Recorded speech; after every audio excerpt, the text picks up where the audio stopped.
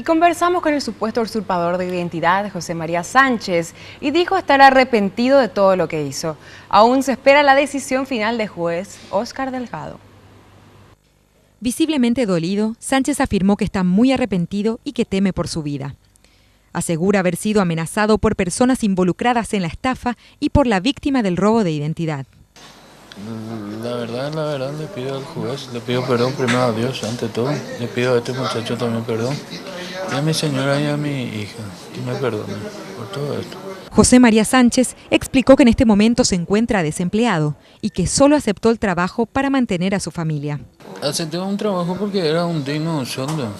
No sabía que se iba a hacer tanto, hasta ese quilombo que me metieron. Pero bueno,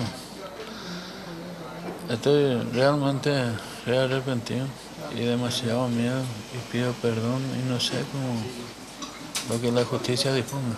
También manifestó su voluntad de entregarse a la justicia desde el principio, pero argumentó que se mantuvo oculto por recomendación de un abogado. Realmente yo me quise presentarlo cuando he visto en la tele, ¿verdad? Y después un abogado me dijo, no, espera, voy a hablar, se va a solucionar todo eso, me dice.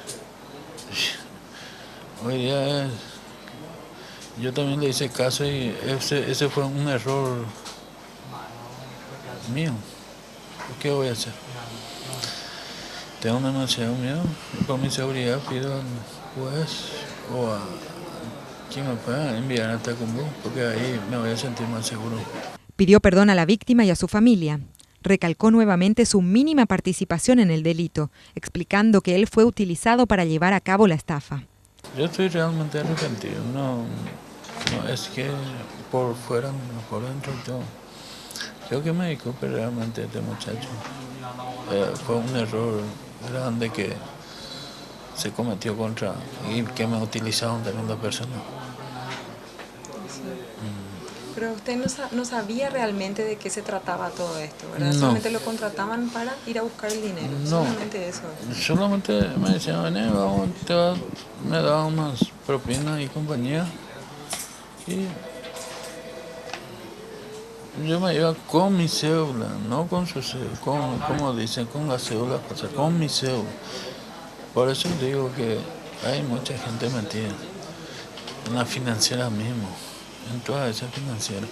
¿Usted tiene nombre de algunas personas que estén metidas o no? No tengo nombre. Bueno, tengo y me reservo por mi seguridad.